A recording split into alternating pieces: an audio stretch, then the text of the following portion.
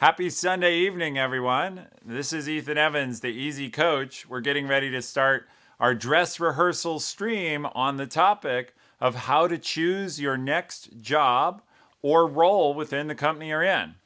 Now, because one of my good friends, Stedman, is trying to post a link, I'll tell you that we've set up a bot that moderates things and it's deleting your links because sometimes when you have a public Twitch stream, people will come in and post spam to advertise all kinds of businesses.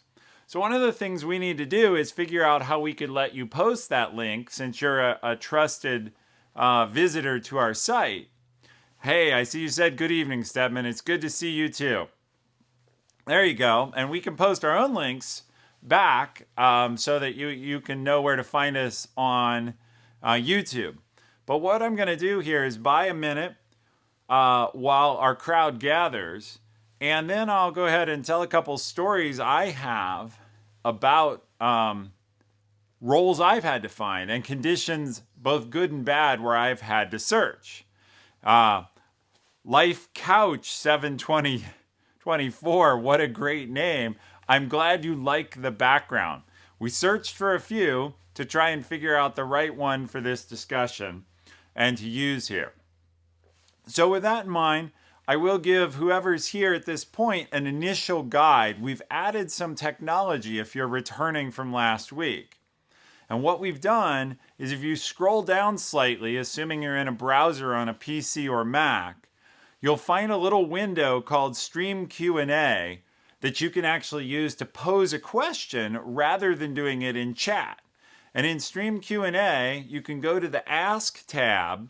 It's going to ask you to authorize that tab to know who you are. So it just will put your Twitch ID. You'll have to share your Twitch ID with that little piece of technology. There's no harm in doing that.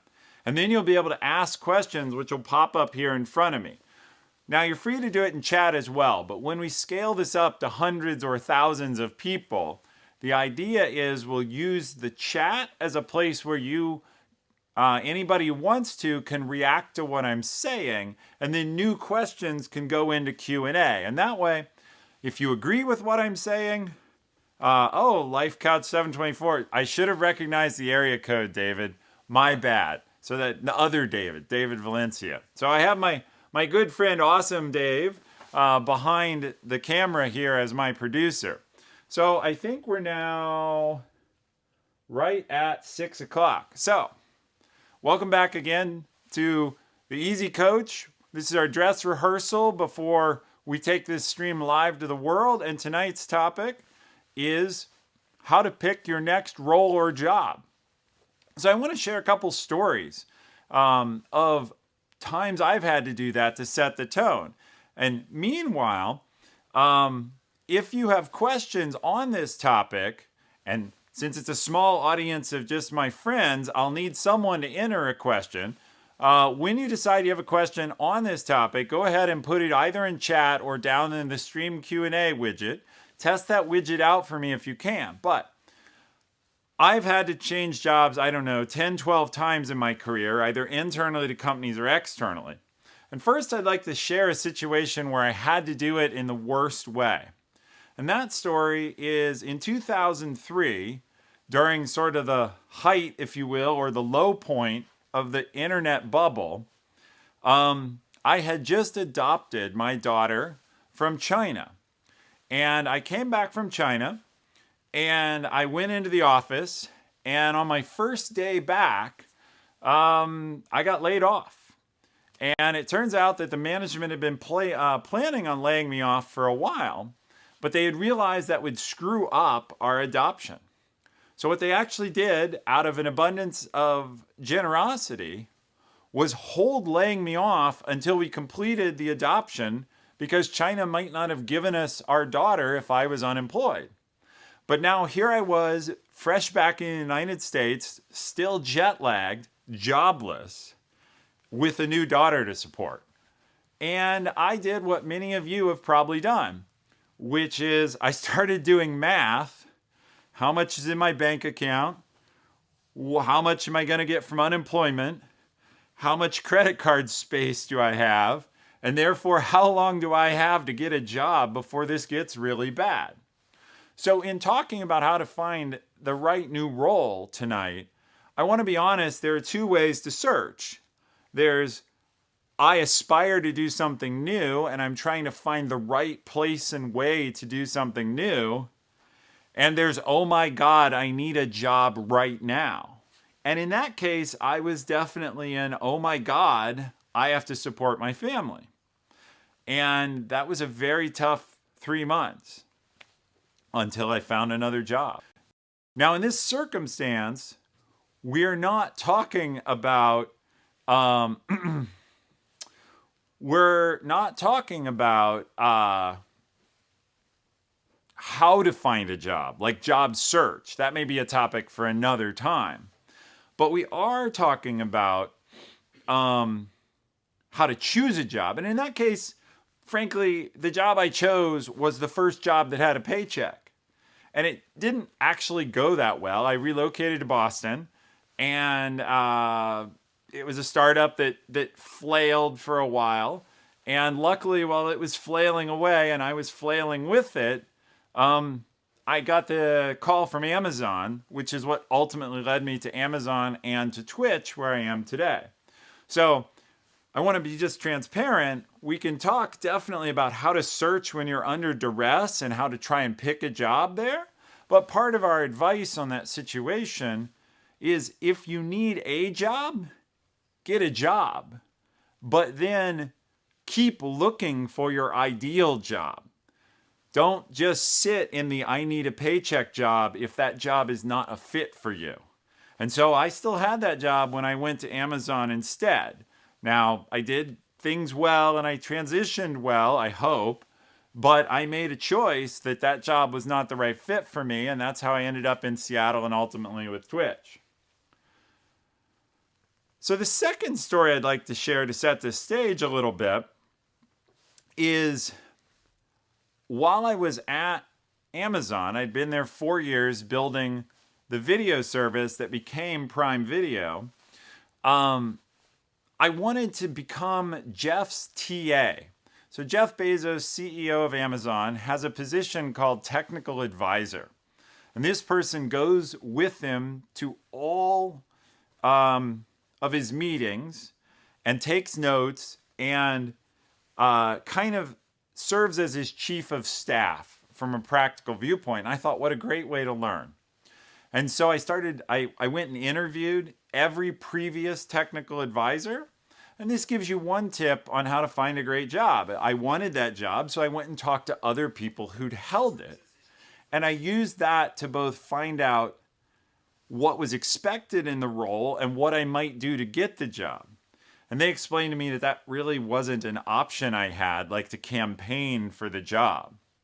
But I had the chance to at least meet them all. And then I was kind of in this waiting process where that job rotates every 18 to 24 months. And for some reason, it was moving very slowly and I didn't know why.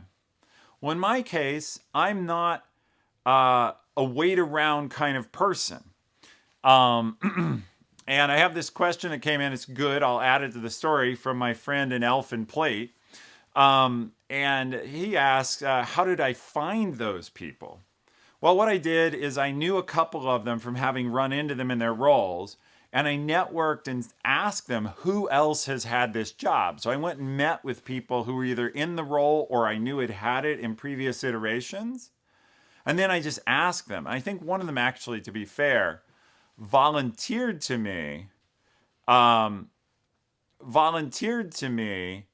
that I should talk to everyone who'd ever had the role. So I had the chance to do that. And when I did that, I actually learned my current overboss, the next guy up, Andy Jassy, was the first person to hold that role.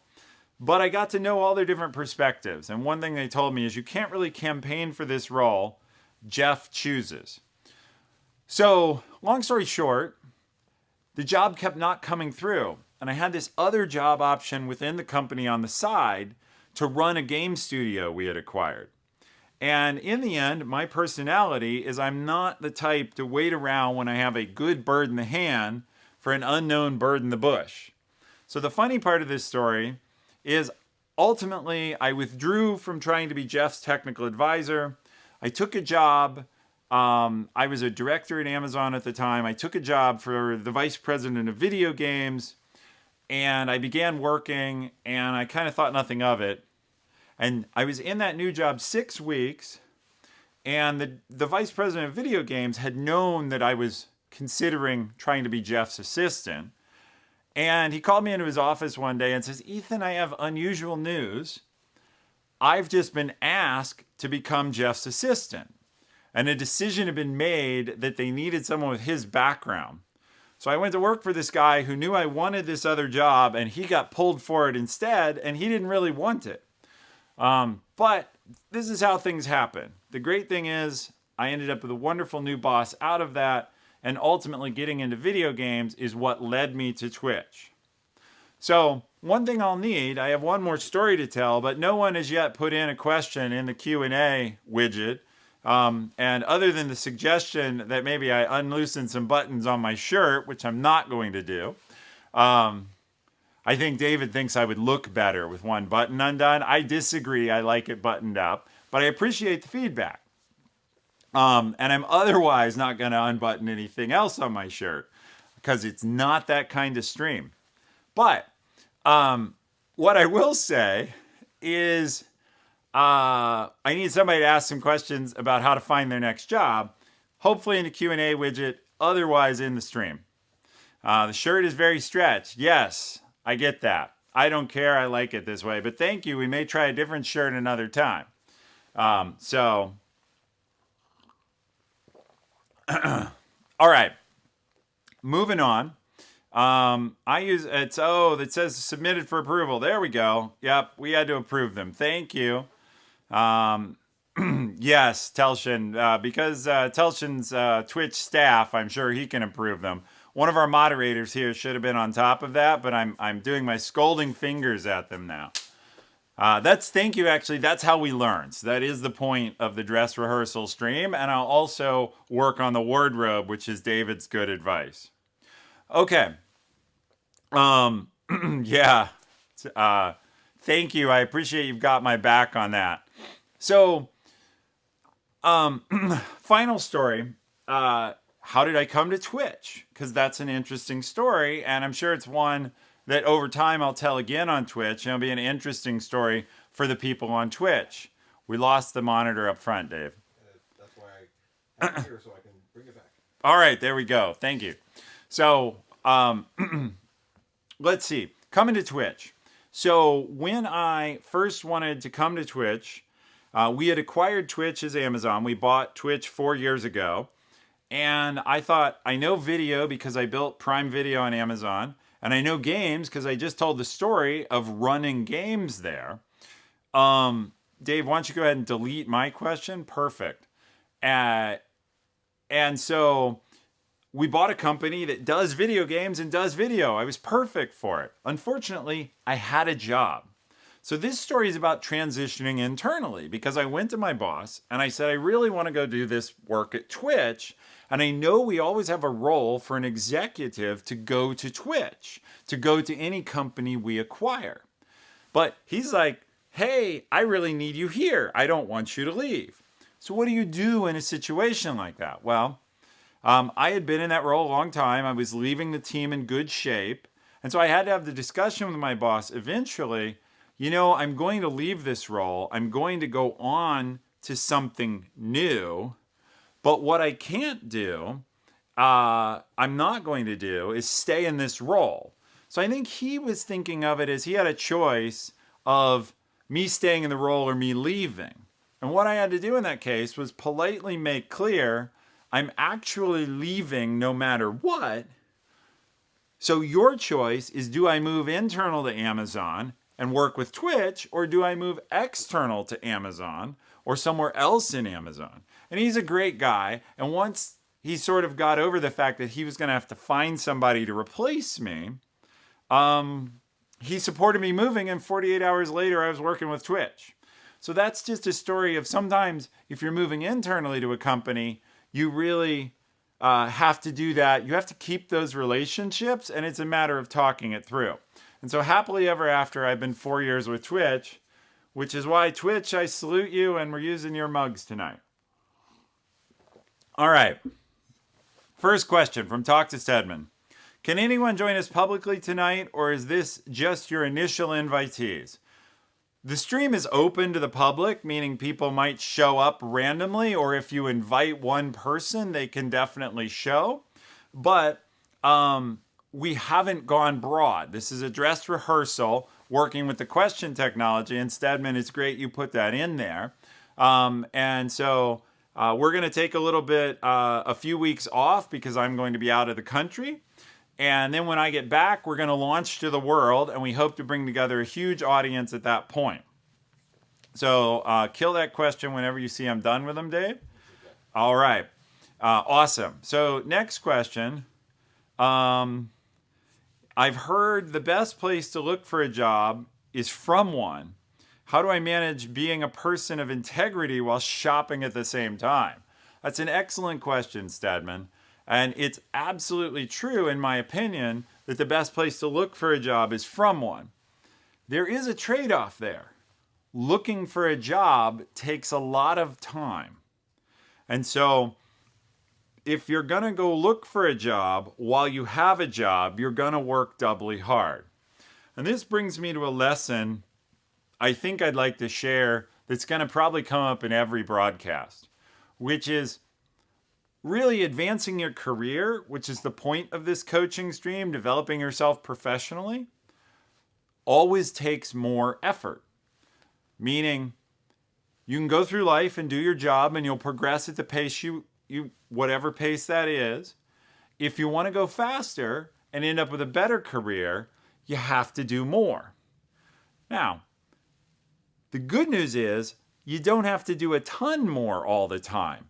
There's a thing called the Pareto Principle, which probably most of you know, but he was an Italian economist named Pareto, and he came up with what we call the 80-20 rule that says 20% of the work generally creates 80% of the value.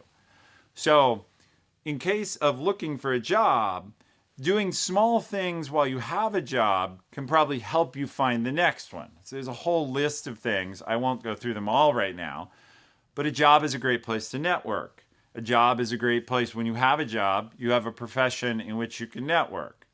You have the chance to identify what is a fit for me. What do I like about my current job? What don't I like? Answering the actual question, though, about how do I search with integrity, I need to keep doing my job and then do my job searching on the side, not doing... I see the note, by the way. I'm going to pop out and talk to the chat for a second. Is this another timeshare compendium? I don't think so, but I'd love to know who's an exiled Catholic. I can think of a couple people that could be. There's also a note that we just lost video. We got it. All right. That was the timer on the button. That was the timer on the button. We are improving that, and that will never happen outside this broadcast. We're going to upgrade our camera technology and get around that. But thank you. All right, it's back. Good note. Okay. So, video died. Thank you, Phyllis. Okay. The chat's working great. Answering the question, which I apologize for the distractions. That's part of our fixing the technology. To search with integrity, you have to keep doing your job. And that's really important, particularly if you want to keep your job. And then you search wherever you want. Now, there's the delicate question of, do you tell your management you're searching, or do you search on the sly? Most people honestly go search on the sly, and the internet makes that really easy. And certainly as a manager, the screen I read from should be placed at eye level. That's tricky, David, but we are working at it. It's not uncommon for Twitch broadcasters to look a little bit off, and we definitely improved from when it was over here and I looked that way. But good feedback, and thank you. So we're still working on placement. We'll see what we can do. For integrity, what we're going to do on that point, though, is it depends on the relationship you have with your manager. You can certainly, in a high demand economy where your manager really wants to keep you, you can probably have the discussion, hey, this job isn't really meeting my needs. I'd like to go elsewhere in the company. I may need to go elsewhere. This is what my job needs to look like, or I'd like it to look like. Once you tell your boss you're leaving, though, and speaking as a manager, they're less likely to fight for you for things like raises or promotions unless they think that's going to retain you. And so you're making a trade-off there. I don't advise lying to anybody, but broadcasting it can be a trade-off. The rest of integrity is really knowing what you're looking for and keeping your job up while you go search. All right, Act Bless, subscribe with Twitch Prime. Thank you, Steve. That's very nice of you, and I'm glad you're here. I'm going to be very interested, and I'm sure Dave will as well, what you think of our setup and production since you've done a lot of this. All right, question. What process do you use to decide that it's time to look for another role?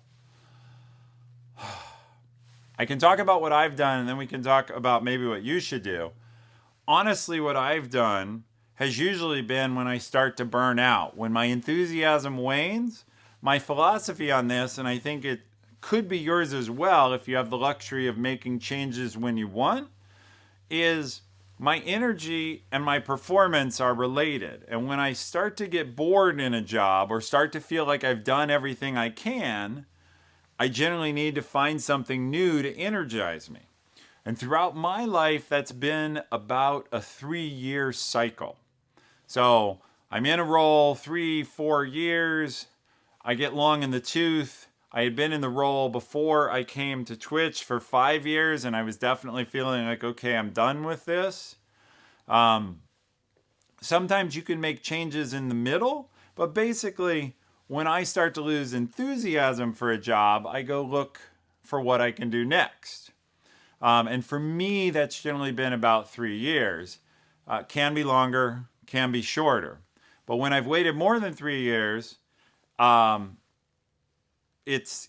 started to lose my enjoyment of the work. And I appreciate the question or the statement. It's whether or not you're enjoying the work. Some people can enjoy a job for a decade or maybe for a lifetime if they're passionate about the work. So I would essentially say, if you have your passion or can keep your passion, you may not need to change, particularly if you have growth in that job or if it's meeting your financial goals in life. Money isn't everything. So if you're growing and you're enjoying it, I think that's fine. If you're not, it's probably time to change. If you can't progress and you want to, if it doesn't pay you what you'd like and you can get paid that somewhere else, there's two pieces there. Just because you want more pay doesn't mean some other job will do that for you. And last, if you're losing the passion, because passion and productivity are clearly coupled. So those would be the ways I would choose a new role. Another one that's not mentioned is, what if your job actually stinks? So I certainly have taken jobs that have been in startups that aren't doing well, or there's a mismatch with a manager. Those are like the negative reasons that can drive you out of a job.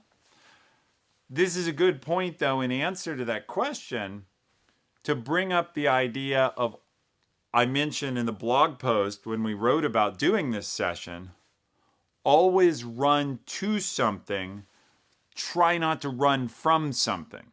From something is, I don't like my boss, I hate my commute. Those are good reasons to change jobs, but they won't get you a better job. You've got to know what you're actually looking for. And that comes down to knowing yourself, knowing your passion, and knowing what's important to you. So I talked about how I came to Twitch. What I haven't shared is why I came to Twitch. I came to Twitch when I did because I love video games and I love video gamers. And with all the career I'd had, I realized I was qualified to really help a company come into Amazon. And I was going to be able to do what I do well, but in a space that I love. And so that's running to something. And that's why I fought for that job. Running from something is, I don't get along with my manager. I'm burnt out on what I'm doing. So run to something, not from something. Yeah, great comments from Life Coach 724. People go where they are valued and not used. Absolutely. That's part of feeling like you're in a good situation. If you're being used, you're probably not enjoying your work. You're probably not passionate, and it may be flat out painful. Okay. Intelligence says, I think that is a key piece. I agree with that. All right, we'll go on. What is the best way? Don't delete, Dave. Just a hint: when you hit delete, it pops up a window over the next question. So we'll have to figure that out. What is the best way to let people know that you don't feel stretched enough in your current role, which is causing you to look for another position? Telchin, that's a great question. Since you work in my organization, I'm going to have to answer it, I guess, really well. I wonder if it's a question you have right now or one you were helping me out put in. But you don't have to answer that in public. I'm happy to answer it either way. So let's see. What do I think the best way? I think have an honest conversation with your manager. In other words, the whole idea is I have another talk I do on an employee's Bill of Rights, in my opinion. And one of those things I feel strongly about is you should absolutely be able to grow in your career. And if you're not finding that opportunity and you have any sort of decent relationship with your management, you should be able to have that conversation. And this isn't the session on how to talk to your manager about growing your career, but this is related. Answer. Attend a Twitch stream and ask that question. Absolutely perfect, Steve. That fits right in. So,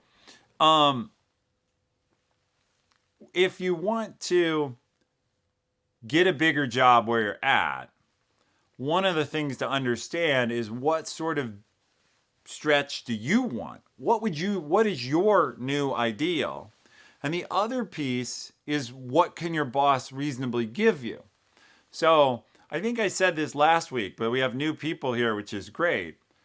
When you're looking at a new role or job, one of the things you can do is you can write out what kind of job you'd like and then actually what kind of resume you think that job requires. And so this is what I'd like to be doing, and this is what I think it takes. And then you can match up and say, how many of these things do I have? So I have a really good member of my team at Twitch who does this every year. Every year he resets, this is what I think I want to do next in my career. This is the resume I think it takes.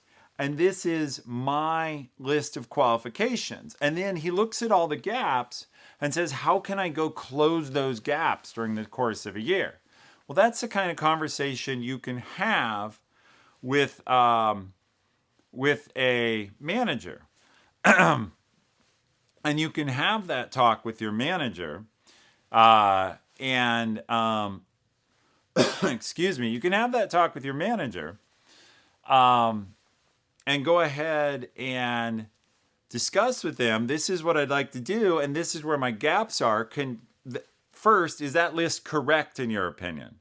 And then second, can you help me close those? Can you help me close those issues? Can you help me close those gaps? And then, can I do this kind of work? And the question here, in response to this question, what do you think of offering a challenge in response? Is anyone stopping you from stretching yourself? That's a great question. Maybe not, right? You may not be stopped. You may have the opportunity to stop yourself or stretch yourself just by volunteering to do more. But I'll go ahead and finish. How would I answer that? How would I go ahead and talk to my manager, which I would advise doing? What I advise doing is managers love the question, how can I help you? And generally, and I certainly do this, managers are willing to horse trade. You want something, you help me with what I need, I'll help you with what you need. You want to grow and be stretched? I'm happy to help you. Here's some stuff I need done. And so if you go ask them, hey, here's the direction I'd like to grow. What can I do for you? What can I take off your plate? What more can I do for our business that will help me grow this way and help you or us meet the goals of the group? Very few managers will dislike that. There is one circumstance where they won't like it. And that circumstance is where when you come and say, what more can I do or what can I do to help you? Their honest answer is, you can do your current job well. Because I definitely have had people come to me that are struggling with what they're doing and then they're asking for the moon and the stars. You've got to be in a place where you're performing your core job well before a manager's going to be excited to give you more. But actually, one of the things I like to talk about most, any good manager has a list of worries running in their head at all times. A list of things they haven't finished, a list of things they hope to get to. If you come and say, what can I take off your plate? You are a breath of fresh air. I talked earlier about the 80-20 rule and how everything's more work, but not a ton more work. If you put in a little extra effort and go ask your boss what you can do to help them, they will remember. And the reason, and I'll talk about this over and over in the life of this stream, most people never do it. They never come. They never ask. And never is a big word. I manage hundreds of people, and the number of people who come in my office and say, I think I'm doing my current job pretty well. I'd like to take on something more, even if it's a little more work. What can I do to help you? Nearly zero over the course of time. It happens. It doesn't happen a lot. And managers love it because they have tons to do just like you do. So if you ask, you'll get them involved and they'll help. So that's a really long explanation. But yeah, you absolutely have to be doing a good job before you ask for more. So I think we've covered that. I'll move on. And do you recommend applying early and participating in interviews before forming firm opinions or preferences about role and company? That's a good question.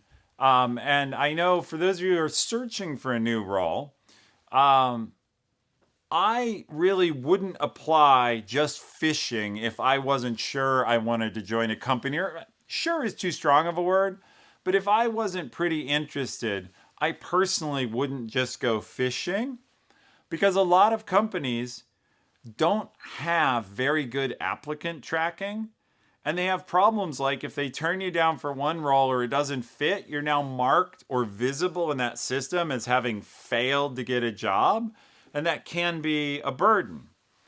I would try to do something different. It's a social media world. There's LinkedIn. I'd try to network to someone and ask them, hey, can we get coffee and I learn more about your company? Or learn on social media. I would try to find a way to do that informally rather than applying. Now, I don't feel that if you apply to a job, you have to take it. There was a case when I came out to interview for Amazon, there was another company in Seattle that also was looking for someone. And they agreed to interview me on a Saturday because my Amazon interview was on Friday. And I thought, sure, I will go. So I went over to a Seattle suburb and I had a Saturday interview. And during the course of the interview, the guy explained to me that the job, they had a lot of offshore work in India. And he explained to me that the essence of the job was to manage a team here in the US during the day, and then at night get on the phone and manage the team in India. And he said, well, we need somebody to do that for a couple years, and we think there'll be a big exit with an IPO or an acquisition. I thought this sounded like a horrible work-life balance, right? That to basically work in the day here and at the night by phone to India. So I don't think they offered me that job, but I would not have taken it no matter what. Like, that was a terrible fit for me. So I don't think, it says audio is gone and the stream froze. Yeah, I'm not seeing that. Okay, we're not seeing that on this end, so that's good feedback. And some other people do have audio. So, Telshin, that might be on your side. but it's good to know. We're doing the close to real time. All right. Yeah, and we're on low latency. Since we have Twitch staff members, which is great, we're on low latency here. So there are two modes for the rest of you that's inside baseball. There's two different ways to broadcast video. Since we like to interact with the audience, we have it on low latency mode, which has some trade-offs. But it has a 3-second loop. You see what I say only 3 seconds after I say it on average. So we make that trade-off versus quality because we value the interaction, which I love how you guys, as my guests tonight, are really helping me out as we work through our technology glitches and systems. So thank you. So anyway, look, talk to your manager. Most good managers will be happy to help you grow your career. It's not an absolute sign, but if your manager doesn't invest in you when you try to invest back, it's probably a sign that you don't have the right leader. And I certainly hope, since it's some of my team here, that you come talk to me then. But that's when you move. So, all right, let's see.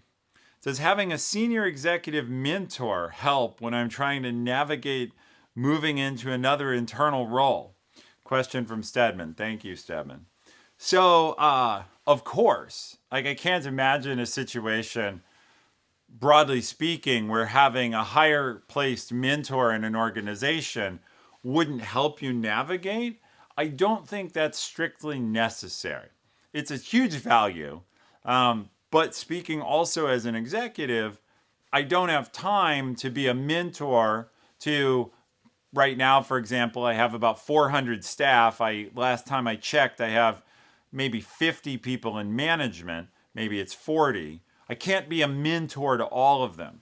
And I'm not the only example of an executive. They could use other executives in my team. But the point is, what you can do is ask that executive for a one-off meeting to discuss career opportunities or any topic like that. You can form that relationship without needing to have a formal mentorship, is my point. Again, I get a lot of requests, but I don't get that many that I can't answer people quickly in email and say, this is what I think, or I can't have a short meeting. I probably do career meetings with people 2 or 3 times a week. I'm probably more willing to do that than some, but a lot of people will have coffee. By the way, I highly recommend bribery. I've already mentioned coffee before. Asking someone for a meeting, good. Asking them, hey, could I meet you before work at breakfast, after work for a beer? Could we grab coffee real quick? It's amazed me all my professional life how powerful sharing food is as a connection mechanism. It's one thing to meet in an office. It's another thing to meet in person in that setting. I have my own completely unfounded theories on this. My unfounded theory is that eating together is a deeply rooted psychological, and we have some people who will probably chime in on this when I say it, which I love, but it's a deeply rooted psychological moment that comes from family, that comes from tribe, that comes from caveman times where the people you eat with are safe and they're part of your clan. If you can get someone to sit with you at a meal or even over breakfast, you can build a connection much better because it's a safer environment than an office and a desk, which is foreign to us. So, and there are people here who like eating. Yeah, I know that about you, an elfin plate. So, definitely eating is good. Music and food connects everyone in the world. So, stream Q&A, let's see.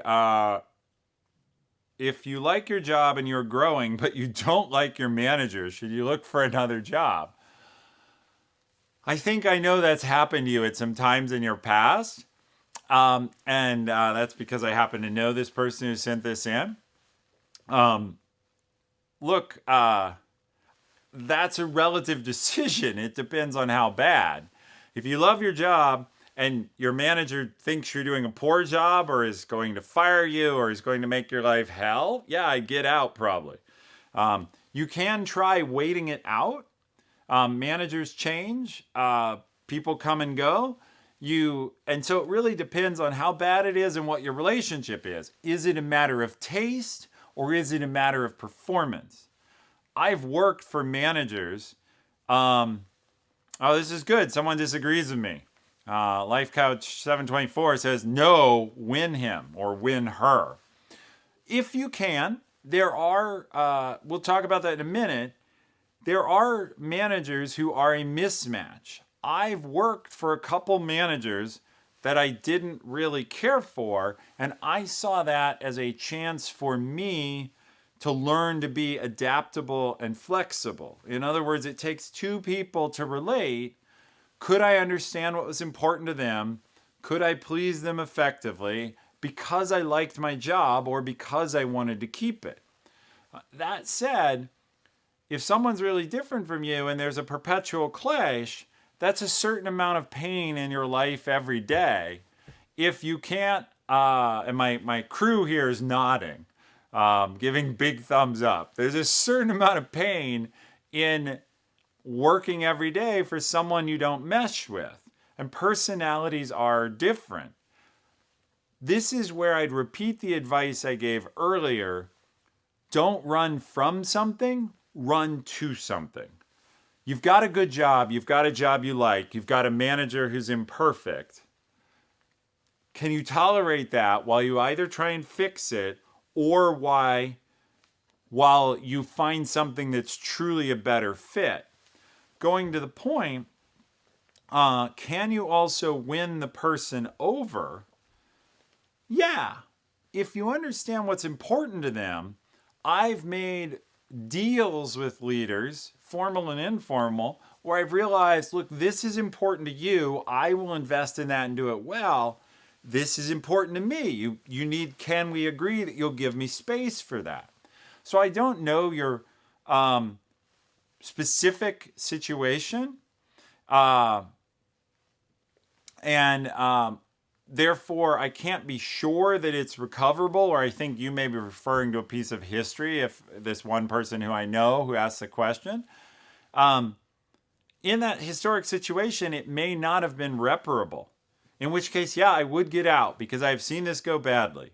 I have seen multiple people stick in a situation with a manager that they don't get along with. They're trying their honest best to make it work. Maybe the manager is in their way too, but people are different. And it ends badly because in the end, in most of the world, the manager has the power. And the manager may either fire you or just not give you raises or keep marginalizing you or just keep irritating the hell out of you.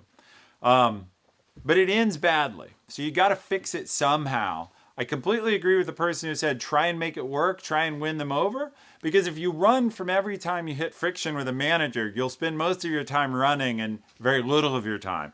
And particularly if you have an asset you value, a job you like, you don't want to give that up lightly. But if you don't have that, or if you just can't win, I say get the hell out before it ends badly.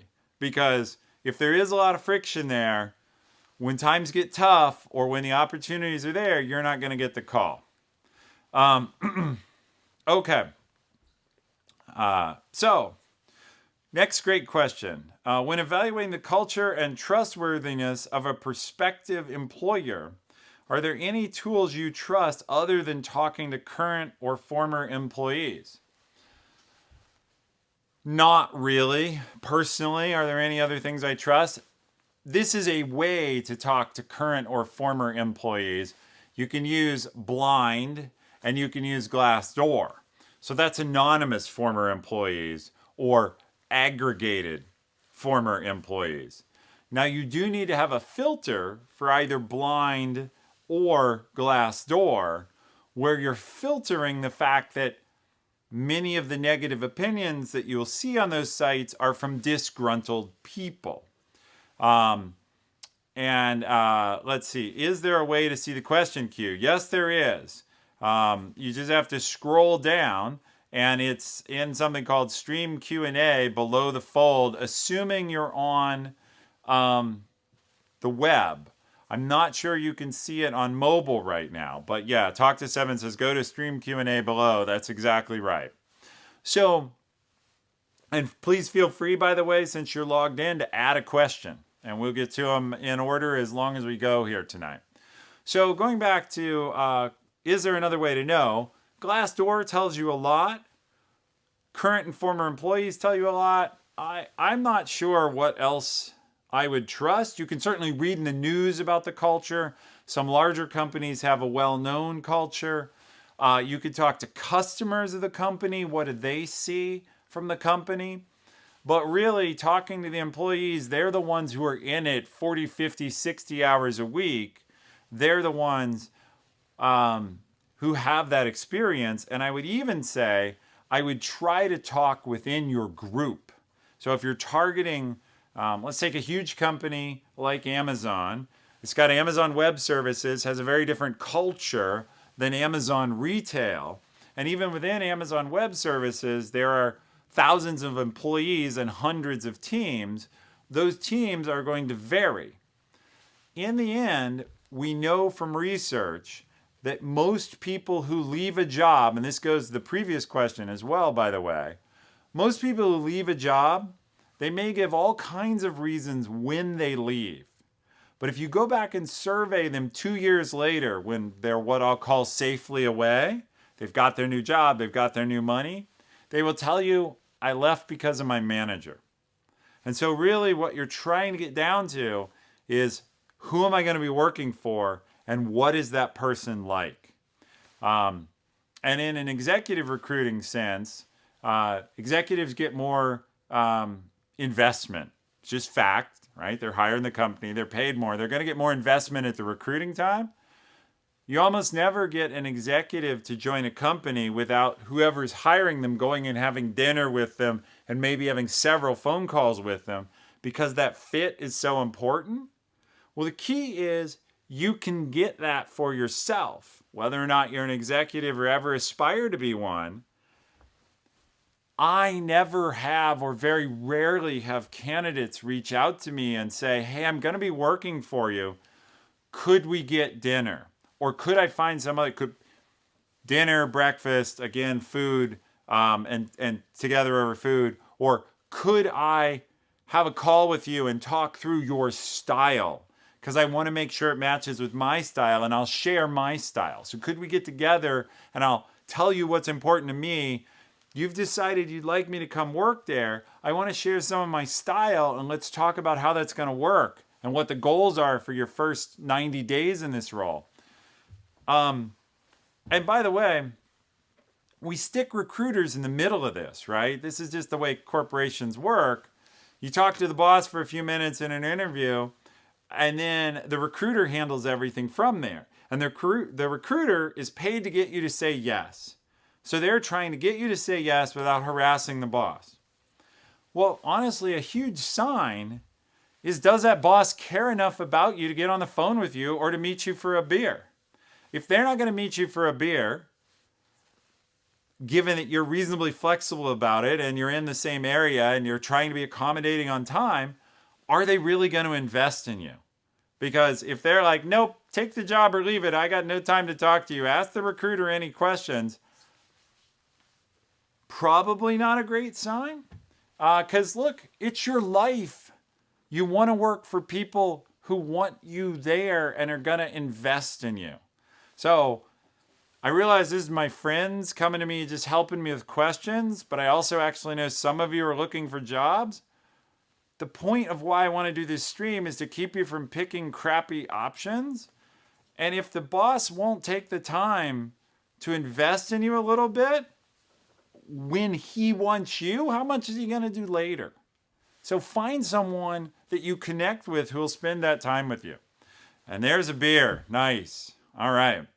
And the Oscar for the best animated film goes to Into the Spider-Verse. So Kuraluta is watching the Oscars in parallel. She told me I picked a poor time for the stream because the Oscars were on. We've seen Into the Spider-Verse and loved it. So highly recommend it. And great animated film. All right. You go to an interview. One of your four interviewers, who would be a peer if you accepted the job, displays a questionable moral compass.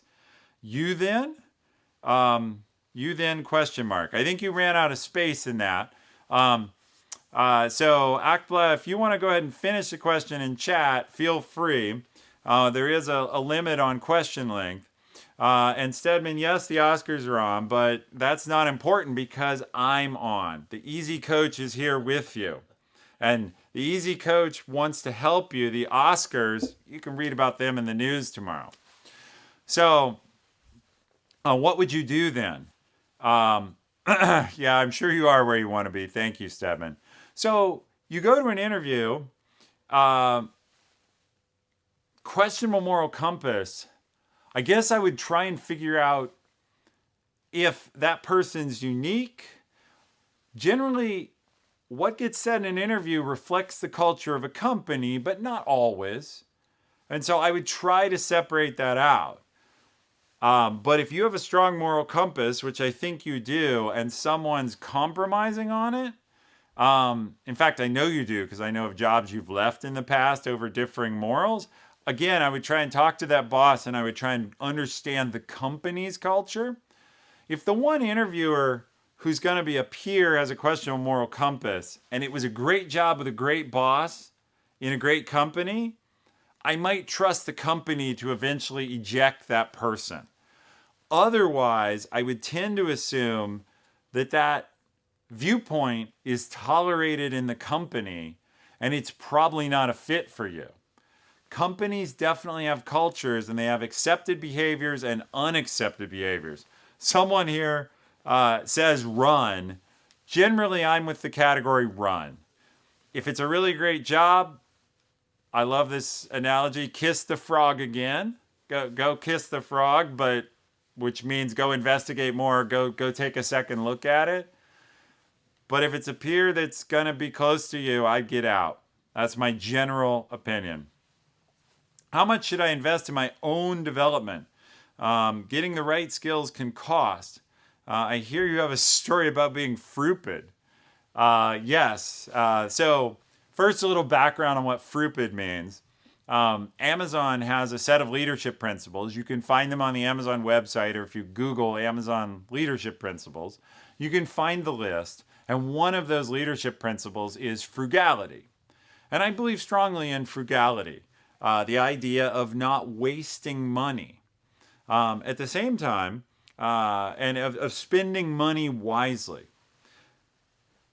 Many of the Amazon leadership principles, including frugality, though, can be misinterpreted if you want to go with just a really simple kind of easy metric and not think too hard.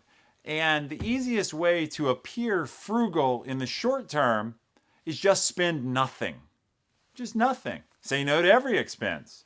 And I've definitely seen this done for both fun expenses that could be small and for big expenses that were an investment.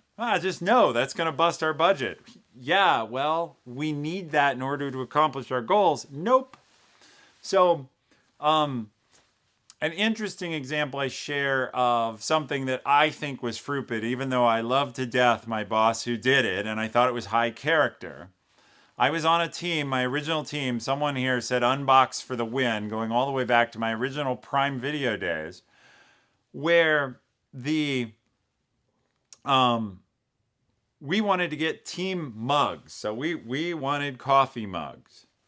And at that time at Amazon, swag was basically forbidden. The idea was coffee mugs don't directly help customers. Spend the money on customers, which I understand. But to me, a little bit of team morale helps customers a lot. And if people want to identify with their team, it's a really bad idea, in my opinion, not to let them do that. So what my boss did is he bought them out of his own pocket, which was definitely a high integrity move. I do think overall, I would say that was a case of the company being frupid. So, yeah, definitely feels bad, man. So, getting the right skills. Actually, I misidentified. Now I'm going to get emote hell. Because that's Bible thump, I think. But anyway, how much should I invest in my own development, getting the right skills? I think you should absolutely invest a ton in your own development. There's a question of how much money that needs to cost. Formal education, generally college, etc., when you're younger, can cost a lot, and people have all this college debt, and that's a big controversy now, and I don't know how to get into that. I went to college. It certainly helped me get where I am. But I think ongoing investment, honestly, is often relatively economical. A few $100s for a seminar, books, mentors are free. There's so many ways to develop yourself, including for asking for special projects or asking how I can help you. I think you should invest a ton of time and energy and as much money as you need to. Because I say as much money as you need to, because it's very rare, in my opinion, you need to invest a ton of money. Now, I'm biased. For example, yeah, and I still have that mug too. That's Fibu here was part of getting those mugs created. So, although when I told the story, I wasn't sure that that's who you were. So IDs mask a lot, but I know who it was. Anyway, I think invest in yourself is, if you want to be competitive in a career world, you better be developing. The place where I'll be clear, chickened out partly over money and partly over time was getting an MBA. I went and did all the tests for an MBA. I went and got myself admitted to an MBA program. When I was admitted, they told me that the MBA program, which was an executive MBA program, so I was going to do it while I worked, was going to take 30 hours a week. Now, of course, I'm very confident. There's another word for that, but we use the word confident because it's so positive. I'm very confident. And I thought, 30 hours a week, I can do it faster.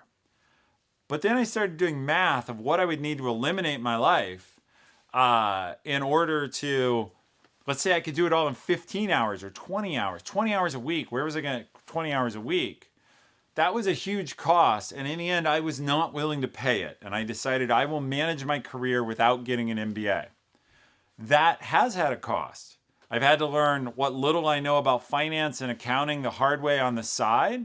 And I would have learned those things for sure. I've had to learn marketing on the side, and I'm not nearly as good as if I'd had that education or that network. But between the hundreds of thousands of dollars of cost and the time, I opted out. So I've tried to develop myself other ways. In answer to the question, I don't have a perfect balance for you, but invest in yourself somehow. Do you always need another degree? I don't know. So we're getting down to the last few minutes, and I love all the questions. I won't get to any beyond these, but I will go through the last two here, even if we go past 7. So, under what circumstances, if any, would you recommend contacting a headhunter as a prospective employee? Headhunters. They can definitely expose you to new opportunities. One place where I would contact a headhunter is if jobs that you care about are not normally posted. So, if jobs, for example, many executive searches are confidential. So if I wanted to leave Amazon to go somewhere else, I would need to probably use headhunters because they don't normally post those jobs publicly, because the internet's being what they are. You find folks will find them and say, my company is searching for a new VP of engineering. I guess the current one is on the way out. Or maybe I'm a director of engineering and clearly I'm not getting promoted. I'm about to get a new boss. So most of those searches are confidential unless the person has already left the company and there's an obvious hole. So I would recommend contacting a headhunter in the case where the roles you're looking for are confidential. I would also recommend, if you don't have any idea how to search for a job, that might be a good stopgap. I would definitely contact headhunters if I desperately needed a job and I was just trying to broaden my search.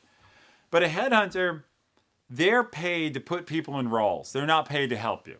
So you have to understand what their job is, and their job is help the company they're serving because that's who pays them, not help you. You are product, not person.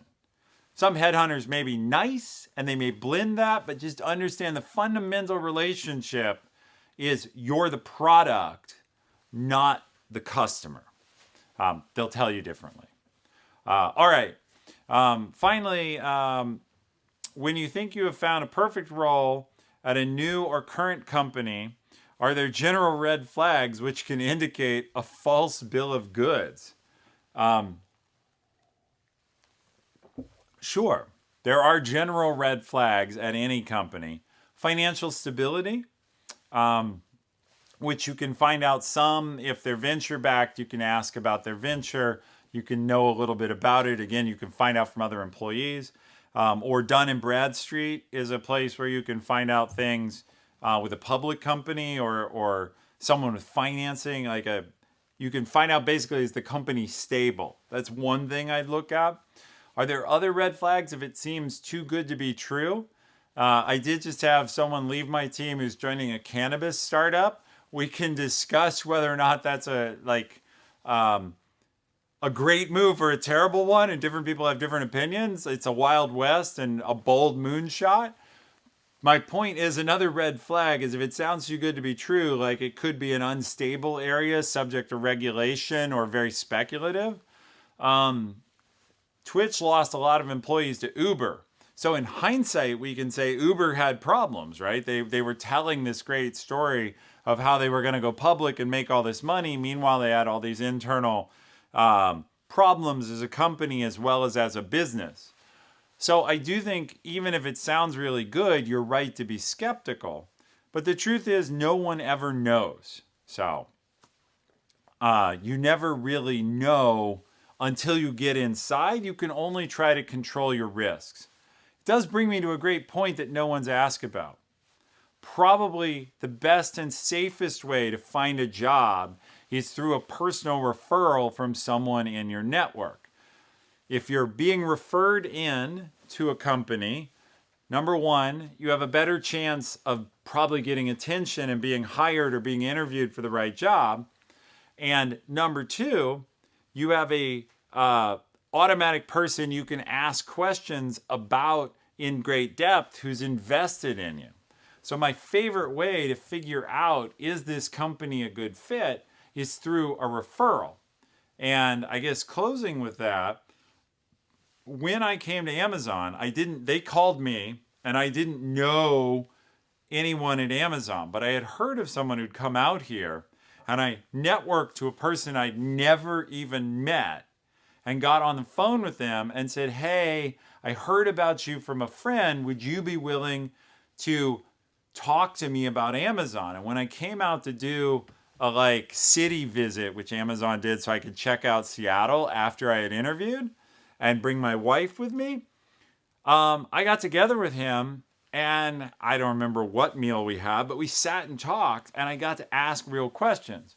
So the point there is network is the way to the truth. So with that, I'm sure we're after 7. All of you guys and girls have been fantastic in telling me, giving me some feedback here. I will comment for my friend David, who's Life Couch 724. I'm not sure what your last comment about. I just answered the question and move on. I'm not sure if that means I do it too soon, or I need to say more, or I need to pause for follow-up. So you can go ahead and text me, since I said I won't be using my phone till after I'm done. Now I'm done. So I'll be able to answer that. But for the rest of you, thank you very much. We're going to take a couple weeks of break. And when we come back, we'll be ready to go public to the wide world. So I appreciate all the help you've given me. And I'm sure you'll help spread the word when we're there. I hope I've actually helped you. Last week, people told me I actually had helped them. And so, with that, we're going to let it go. And I really appreciate it.